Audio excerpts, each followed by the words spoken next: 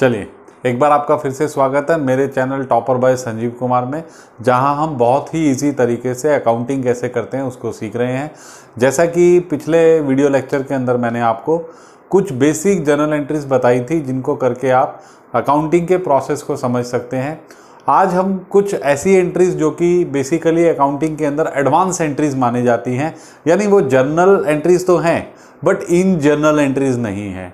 In general का मतलब कि ऐसी कॉमन एंट्रीज नहीं है। These are called as a special transaction, जिनको जब हम अकाउंटिंग करते समय जब हम रिकॉर्ड करते हैं तो उस समय हमारे कॉन्सेप्ट एकदम क्लियर होने चाहिए कि कोई भी अकाउंट जो डेबिट किया जा रहा है वो क्यों किया जा रहा है, या क्रेडिट भी किया जा रहा है तो क्यों किया जा रहा है, उसके पीछे क्या कॉन्सेप्ट्स हैं, किन कन्वेंशंस को हम लोग फॉलो करते हैं और उसके बेस पर उस अकाउंटिंग एंट्रीज को करते हैं। तो मैं आपके लिए वो स्टार्ट करने से पहले दो बेसिक प्रिंसिपल के बारे में बात करूंगा, जिसमें नंबर एक है मैचिंग प्रिंसिपल। मैचिंग प्रिंसिपल क्या बताता है आपको कि किसी भी फाइनेंशियल ईयर में अगर हमें उस ईयर का प्रॉफिट कैलकुलेट करना है तो हमारी जो भी इनकम है उसको हमें किससे मैच करना चाहिए, उसको हमारे एक्सपेंडिचर से मैच करना चाहिए। तो बेसिकली प्रैक्टिकली जब हम अकाउंटिंग करते हैं तो क्या होता है, जितनी भी ऐसी ट्रांजैक्शन जिनका रिलेशन जिसमें बिल जनरेशन हो या कैश रिसीट, कैश पेमेंट, इस तरह की ट्रांजैक्शन हो, वो तो हमारे सामने आ जाती हैं। लेकिन कुछ ट्रांजैक्शन ऐसी रहती हैं जिनका क्या है कि एग्जिस्टेंस जो है डिपेंड करता है किस चीज़ के ऊपर, हमारे अकाउंटिंग के मेथड के ऊपर, अकाउंटिंग के थॉट्स के ऊपर, कि क्या हम वास्तव में उन कुछ एक्सपेंडिचर को छोड़ तो नहीं रहे, क्या हमें उनको कंसिडर करना चाहिए, क्या कुछ ऐसे एक्सपेंडिचर भी हैं जिनका रिलेशन कॉस्ट ऑफ प्रोडक्शन से है लेकिन हम उसके लिए ना तो किसी को कैश पे कर रहे हैं और ना ही कोई क्रेडिट इनवॉइस क्रिएट हो रहा है। तो ऐसी एंट्रीज को भी at the time of preparation of final account, यानी जब अपना प्रॉफिट कैलकुलेट करते हैं तो हमें following this matching principle we have to consider those expenditure. जिसमें एक सिंपल सा मैं आपको एग्जांपल देता हूं, किसका, डेप्रीसिएशन ऑन फिक्स एसेट्स।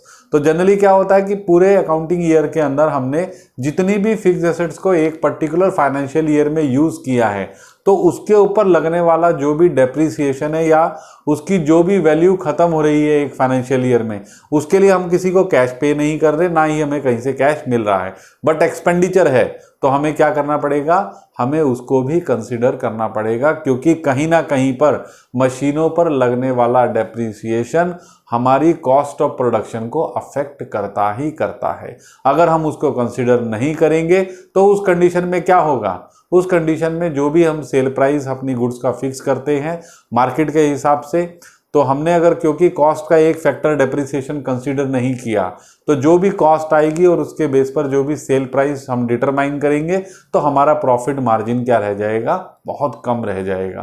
तो मे बी सम लॉसेस भी हो सकते हैं वहां पर। और दूसरा प्रिंसिपल ये है एक्रूवल अजम्पशन। एक्रूवल अजम्पशन क्या बोलता है कि कोई भी एक्सपेंडिचर भले ही आपने उसके लिए पे ना किया हो, लेकिन अगर आपने उसकी सर्विसेज अवेल की हैं तो अगर वो ड्यू हो गया तो आपको उसको उसी साल में रिकॉर्ड करना है। तो इसके अलावा फिर एक प्रिंसिपल और भी है, तीसरा प्रिंसिपल है आपका कन्वेंशन ऑफ कंजर्वेटिज्म। अगर कन्वेंशन ऑफ कंजर्वेटिज्म की बात करूं तो इसके अकॉर्डिंगली क्या है कि आपको बेसिकली जितने भी एक्सपेंडिचर आप एंटीसिपेट कर सकते हैं उनको सबको दिखाना चाहिए।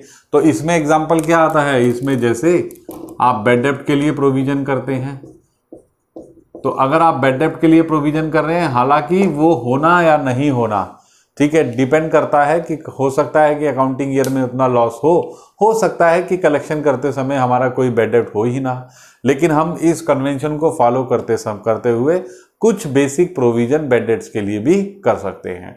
तो अब ये जो तीन इंपॉर्टेंट कॉन्सेप्ट हैं, इनसे रिलेटेड क्या क्या एंट्रीज हमें करने को मिलेंगी, तो चलिए एक नज़र उस पर मारते हैं। तो वन बाय वन करके हम क्या करेंगे, सभी की सभी उन अकाउंटिंग एंट्रीज को सीखेंगे जिनको कि इस बेसिक प्रिंसिपल के हिसाब से हमें करना चाहिए, ताकि हमारे बिजनेस का जो भी प्रॉफिट एंड लॉस हम कैलकुलेट कर रहे हैं वो proper profit and loss calculate होकर आपके सामने आए।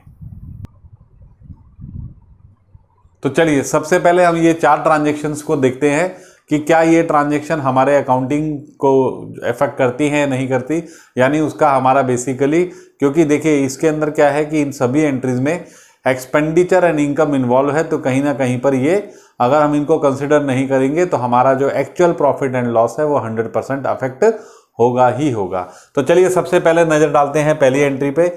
जब आप पूरे साल बिजनेस करते हैं, पूरे साल के स्टार्ट में आपके पास मान लीजिए पुराना बिजनेस है तो ओपनिंग स्टॉक भी रहेगा, या किस नया बिजनेस स्टार्ट किया तो कुछ स्टॉक आप पुराने बिजनेस का भी कैरी कर लेते हैं, जैसा कि मैंने आपको लास्ट वीडियो के अंदर पहली ट्रांजेक्शन में बताया था। इसके अलावा थ्रू आउट द ईयर हम गुड्स परचेज करते हैं, कुछ रिटर्न भी होता है, कुछ सेल्स करते हैं, उसके अगेंस्ट में रिटर्न भी आता है। तो क्लोजिंग जो स्टॉक की क्वांटिटी है, हम एक स्टॉक रजिस्टर मेंटेन करते हैं और उस स्टॉक रजिस्टर में सारी की सारी एंट्रीज करते हैं। तो साल के एंड में जो क्लोजिंग स्टॉक बच जाता है, तो दैट क्लोजिंग स्टॉक क्या है, क्योंकि हम सारा का सारा जितना भी स्टॉक हमने परचेज किया उसको हम परचेज अकाउंट में क्या कर चुके हैं, डेबिट। तो ये उसके अगेंस्ट में स्टॉक बच जाता है। तो जो भी स्टॉक बचता है तो उसको हमें अपनी क्या दिखानी है, एसेट्स दिखानी है, क्योंकि वो उस साल में कंज्यूम नहीं हो पाया। तो जब हम उसको एक तरफ अपनी एसेट्स दिखाएंगे और दूसरी तरफ क्योंकि वो स्टॉक जो है कहाँ से आया, हमने परचेज किया था वहां से आया, तो हम लोग क्या करते हैं, उसके लिए क्या जनरल एंट्री पास करेंगे। तो क्लोजिंग स्टॉक जब भी आपका वैल्यूड होगा तो आप उसकी एंट्री करेंगे stock at and account debit,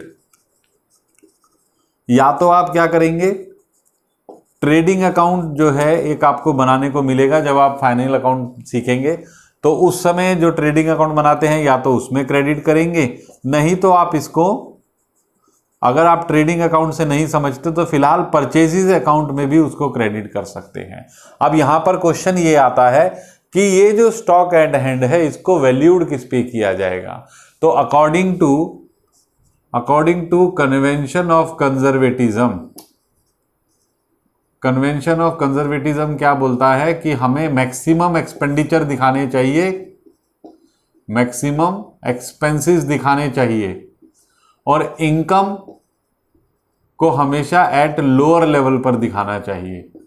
तो क्योंकि ये जो स्टॉक बच गया आपका, it is going to be your income, क्योंकि परचेज को माइनस करेगा।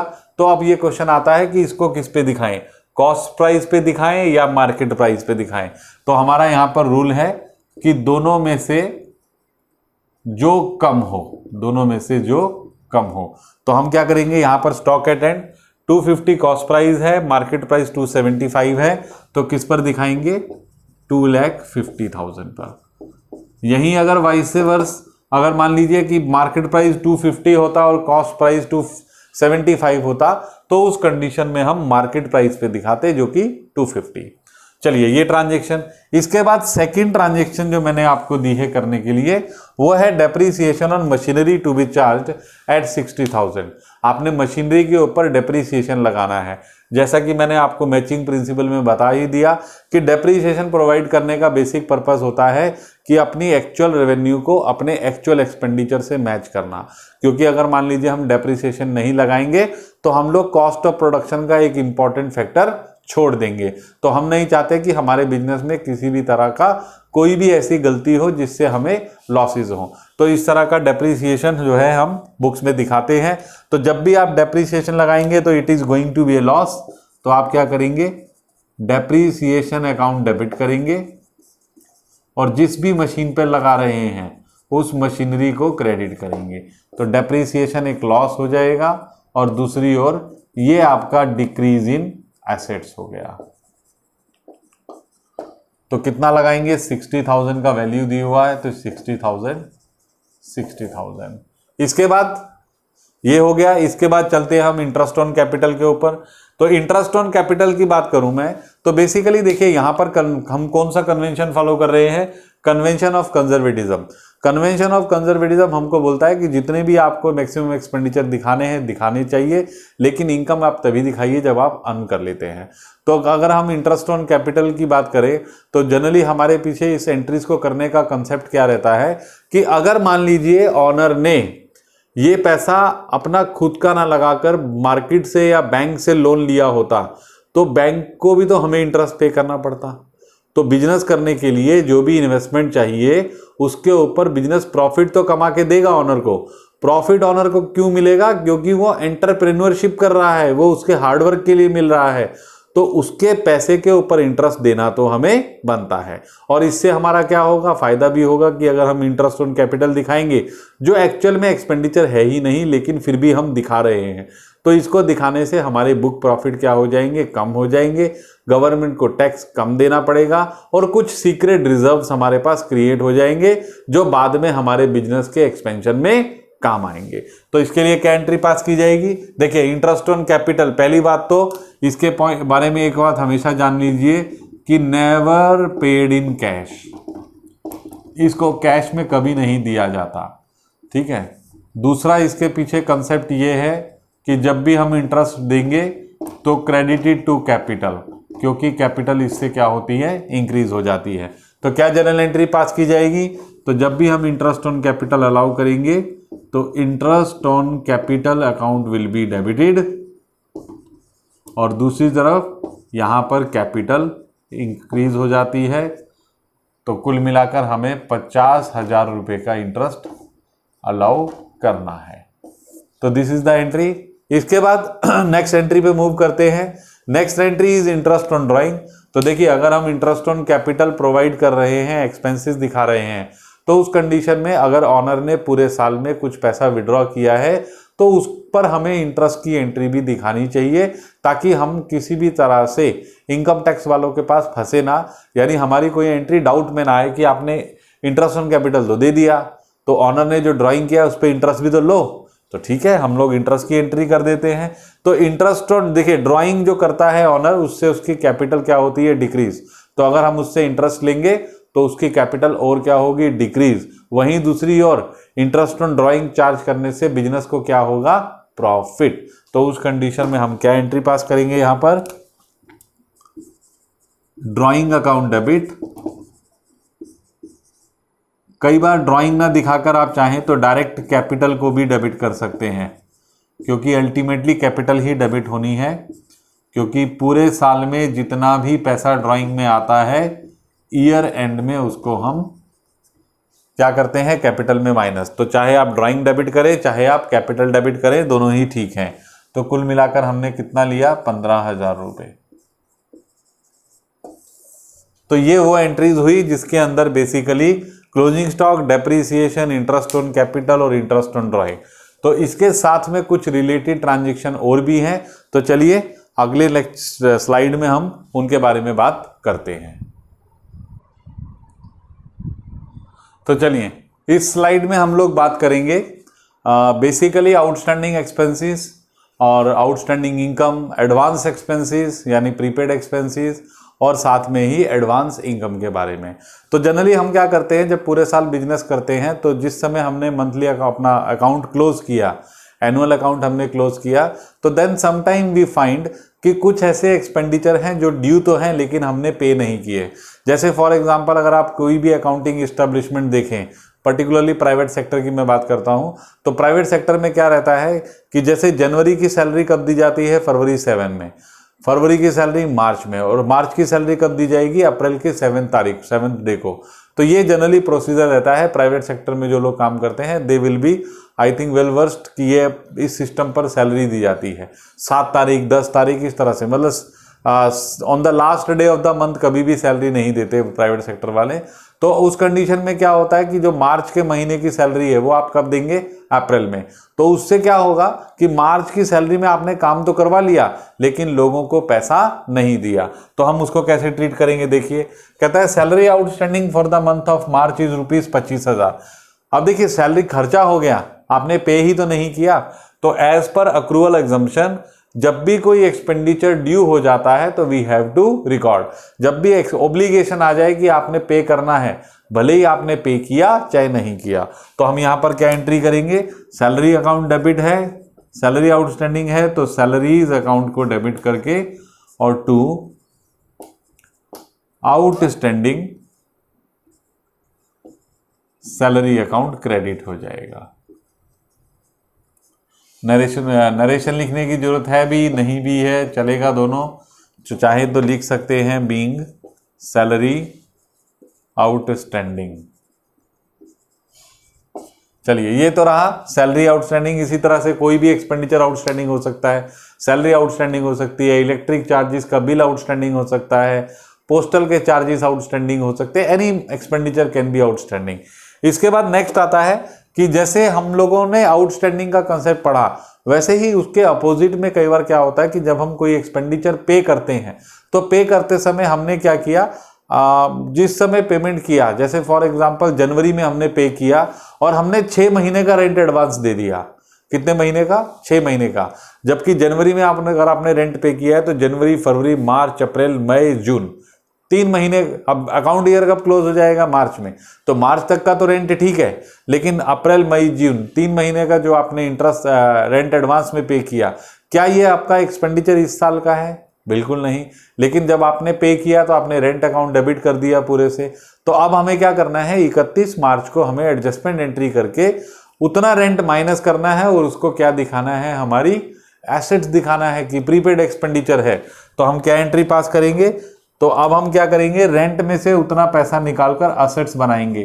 तो क्या एंट्री हो जाएगी? प्रीपेड रेंट अकाउंट डेबिट, और रेंट अकाउंट को क्रेडिट कर देंगे। तो इसका इफेक्ट क्या होएगा, एक तरफ तो आपका जो रेंट में आपने डेबिट कर रखा है वो माइनस हो जाएगा, और ये हमारी क्या हो जाएगी, असेट्स। ये एक तरह से रेक्टिफिकेशन एंट्री का ही काम करता है। क्यों? क्योंकि आपको मालूम नहीं रहता, ध्यान नहीं रहता, और आप पूरा का पूरा अमाउंट जो है रेंट में डेबिट कर देते हैं, और बाद में पता लगता है कि कुछ अमाउंट तो आपने एडवांस में पे किया है। इसके बाद नेक्स्ट आता है interest is due on investment outstanding income के बारे में।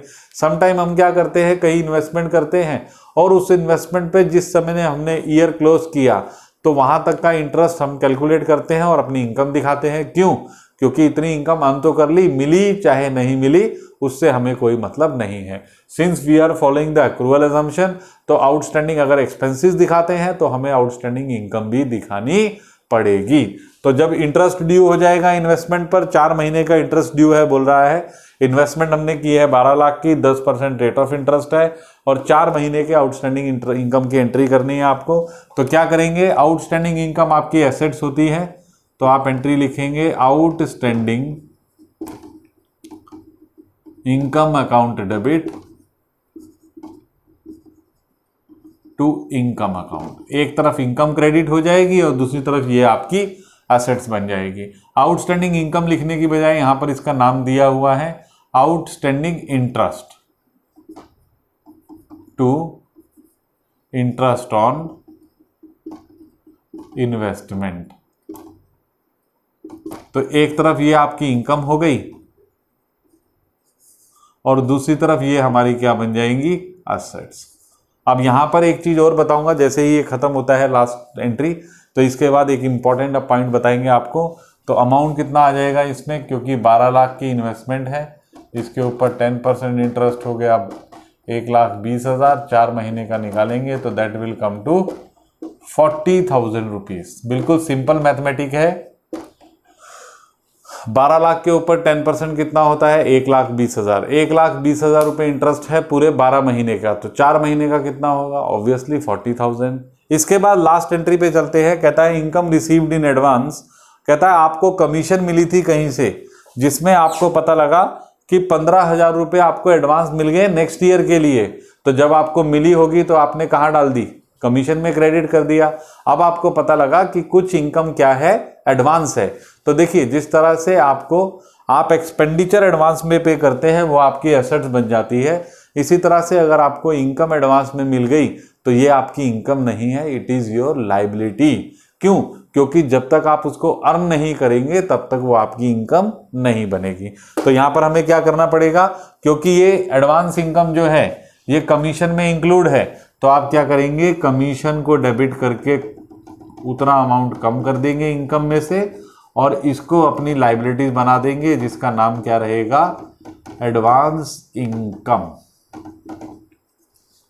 तो ये आपकी कितना अमाउंट आ गया, 15,000 रुपीज।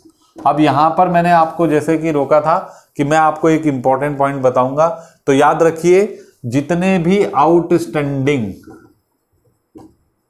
या जितने भी एडवांसेस, एक्रूड भी बोल सकते हैं आउटस्टैंडिंग को हम ड्यू भी बोलते हैं, अक्रूड भी बोलते हैं। जनरली जो अक्रूड वर्ड है वो इनकम के लिए यूज किया जाता है। तो जितने भी, और एडवांस या प्रीपेड भी बोल सकते हैं। अगर इनकम के लिए है तो प्री रिसीव्ड भी बोल सकते हैं। तो इस तरह के जितने भी वर्ड आपको मिलेंगे ये सारे के सारे अकाउंट पर्सनल रिप्रेजेंटेटिव अकाउंट होते हैं। पर्सनल रिप्रेजेंटेटिव यानी ये किसी ना किसी इंडिविजुअल को प्रेजेंट करते हैं, तो इसीलिए इन सबकी कैटेगरी को हमने पर्सनल रिप्रेजेंटेटिव अकाउंट माना है। ठीक है, तो यहां तक ये कंसेप्ट क्लियर होता है। इसके बाद नेक्स्ट स्लाइड के अंदर, नेक्स्ट बोर्ड के अंदर हम लोग कुछ बैड डेब्ट से रिलेटेड ट्रांजैक्शन करेंगे कि वो भी आपका जो है किस कॉन्सेप्ट पे रहेगा, मैचिंग प्रिंसिपल भी रहेगा या कन्वेंशन ऑफ कंजर्वेटिज्म, ये मिले जुले हैं सारे के सारे, तो उनसे रिलेटेड रहेगा, जिसके अंदर हम लोग देखेंगे कि क्या हम कुछ बैड डेब्ट के लिए प्रोविजन कर सकते हैं या नहीं कर सकते। तो या हम ऐसा भी बोल सकते हैं कि जिस समय हम फाइनल अकाउंट प्रिपेयर करते हैं, तो फाइनल अकाउंट प्रिपेयर करते समय जब डेटर्स की लिस्ट को फाइनल करते हैं तो हमें पता लगता है कि एक डेटर, क्योंकि हम क्या करते हैं, कंफर्मेशन लेते हैं कि हमने आपसे इतना पैसा लेना है, तो सामने वाला डेटर कई बार बोल देता है कि भाई मेरे को ये पैसा आपको नहीं देना, मैं देता ही नहीं, आपको जो करना है कर लो, जो उखाड़ना है उखाड़ लीजिए। तो उस कंडीशन में क्या होगा, मन मार कर हमको लॉस मारना पड़ेगा। बिजनेस में मारा मारी और मारा पीटी कत्लेआम तो कर नहीं सकते पैसा लेने के लिए, तो हम क्या करते हैं, ईमानदारी से बिजनेस करना है, तो अगर किसी ने मना कर दिया तो छोड़ देंगे। ठीक है, हाँ अगर बड़ा अमाउंट है तो उस कंडीशन में हम लोग कोर्ट का सहारा ले सकते हैं, बट अगर छोटा मोटा अमाउंट है और हमें लगता है कि अननेसेसरी टाइम इन्वॉल्वमेंट करने से अच्छा तो इसको बैड डेट मान लेते हैं, तो उसको मानकर आगे चल सकते हैं। तो चलिए देखते हैं उन ट्रांजैक्शंस के बारे में जिसका रिलेशन बैड डेट से है।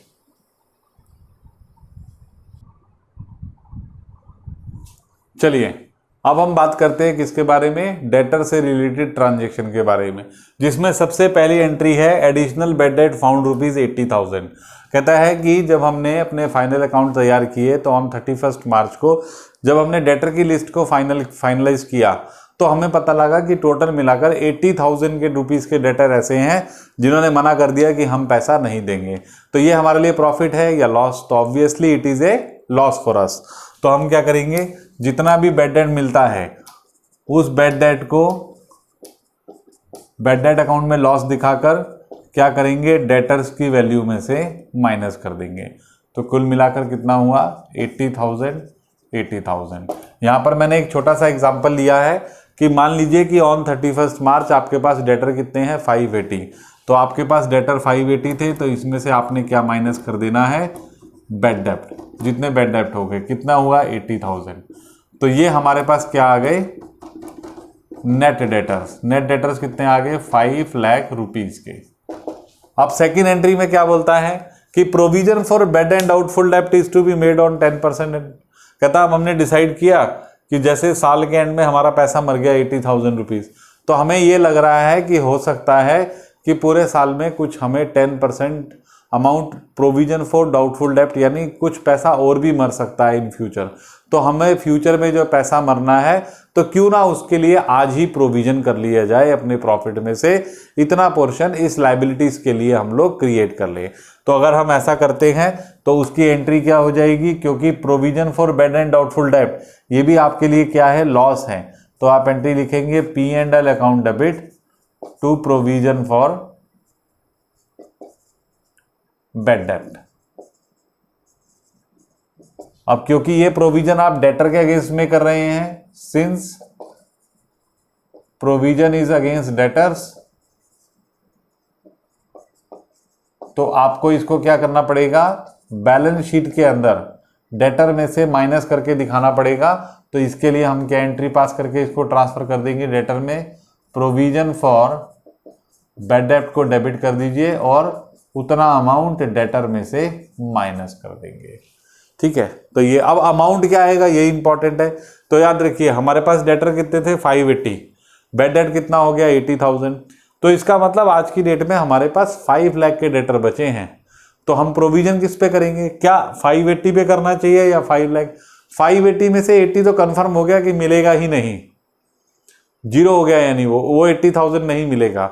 तो हमें डाउटफुल को लोग कौन है, ये 5 लाख है जिसके ऊपर 10% हम डाउटफुल मान के चलेंगे। तो माइनस करेंगे बैड डेब्ट प्रोविजन एट द रेट 10%, किस पर, नेट डेटर्स पे निकालना है आपको। तो ये कितना आ जाएगा 50,000। तो कुल मिलाकर कितना हो गया 4,50,000। ये आपके कैसे डेटर्स हैं, इसको मैं एक नाम देता हूं कि ये हमारे प्योर डेटर हैं। ठीक है, अब हमें मालूम है तो ये वाली एंट्रीज यहां कर देंगे 50,000 50,000 50,000 50,000। अब अगली एंट्री में हम क्या कर रहे हैं, फिर कन्वेंशन ऑफ कंजर्वेटिज्म को फॉलो कर रहे हैं, मैक्सिमम एक्सपेंडिचर दिखाने की कोशिश कर रहे हैं। अब हमें मालूम है कि 4,50,000 वाले लोग तो हमको पैसा दे ही देंगे, लेकिन फिर हमारे दिमाग में आया कि इसमें भी तो कुछ लोग हो सकते हैं जो डिस्काउंट मांग ले हमसे। नहीं जी, हमको तो डिस्काउंट चाहिए। तो डिस्काउंट चाहिए तो भाई वो भी लॉस होगा ना इन फ्यूचर में, तो क्यों ना उस लॉस के लिए आज ही प्रोविजन किया जाए। तो हम क्या करेंगे, यहां पर फिर प्रोविजन कर लेंगे, किसके लिए, डिस्काउंट ऑन डेटर्स के लिए। तो एंट्री क्या हो जाएगी, P&L account debit to provision for discount on debtors. अब यहां पर मुद्दा आता है कि अमाउंट क्या आना चाहिए, किस पर कैलकुलेट करेंगे। तो ऑब्वियसली भाई जो डाउटफुल लोग हैं उनको तो हम डिस्काउंट नहीं देते। डिस्काउंट किसको दिया जाता है, हमेशा गुड डेटर्स को। जैसे आप मार्केट पे जाते हैं, अगर आपकी रेपुटेशन अच्छी है एज ए गुड बायर तो आपको लोग डिस्काउंट देते हैं। जो लोग बदमाशी करते हैं, किसी का पैसा रोक लेते हैं, तो उनको तो लोग अपनी दुकान पे खड़ा भी नहीं करते। तो हम क्या करेंगे, माइनस करेंगे प्रोविजन एट द रेट 5%। तो किस पर आएगा, इस वाले अमाउंट पर, ऑन प्योर डेटर। तो ये माइनस कर दिया तो 427,500। तो ये अमाउंट निकल कर आएगा 5%। ठीक है, तो 427,500 ये अमाउंट आ गया। 427 नहीं, कितना, 22,500 का हमने प्रोविजन किया है, तो ये प्रोविजन डाल दिया। अब ये प्रोविजन भी कहाँ माइनस होगा, ये भी डेटर में से माइनस होगा। तो हम क्या करेंगे, अगली एंट्री में जो भी आपने प्रोविजन किया, provision for discount on debtor, उसको डेबिट करके आप कहाँ माइनस कर देंगे, डेटर में से माइनस कर देंगे। तो ये 22,500 ठीक है। तो अल्टीमेटली आपने क्या किया, प्रोविजन से प्रोविजन कैंसिल किया, तो एक तरह से लॉस दिखा दिया। इसके बाद जैसा कि मैंने आपको बताया कि ज़्यादा होशियारी भी अच्छी बात नहीं होती कि आप एक्सपेंडिचर सारे दिखा दे और इनकम को जानबूझ के दिखाई ना। तो इनकम टैक्स से बचने के लिए, ऑडिट से बचने के लिए हम क्या करते हैं, हम ऐसा मान के चलते हैं कि जैसे लोग हमसे डिस्काउंट मांगते हैं तो हमको भी तो कहीं से डिस्काउंट मिलता है भाई। अगर हमको डिस्काउंट नहीं मिलेगा तो इसका मतलब हमारा रेपुटेशन सही नहीं है। नहीं भाई नहीं, हमको भी डिस्काउंट मिलता है। तो जब डिस्काउंट मिलेगा तो डिस्काउंट कौन देगा, डिस्काउंट देंगे हमारे क्रेडिटर्स। तो जब हम क्रेडिटर से डिस्काउंट लेंगे तो क्या एंट्री होगी, it will be our profit. तो प्रॉफिट की एंट्री होगी तो क्या होगा, provision for discount on creditor को डेबिट कर देंगे और यहां दिखा देंगे टू P&L अकाउंट। प्रॉफिट कितना, 55 लाख के ऊपर 2% कितना आ जाता है, 10,000। लेकिन यहां पर हम बहुत चालाक हैं, डिस्काउंट ऑन डेटर के लिए तो 5% रख लिया और क्रेडिटर के बोला नहीं नहीं हमको 2% से ज़्यादा नहीं मिलता। ठीक है, तो हमको क्या करना है, इसको भी क्रेडिटर्स में ट्रांसफ़र कर देना है। तो क्या करेंगे, इससे हमारे क्रेडिटर्स की वैल्यू कम हो जाती है जो हमने पे करने हैं, और to provision for discount on creditors. तो 10,000 एंड 10,000।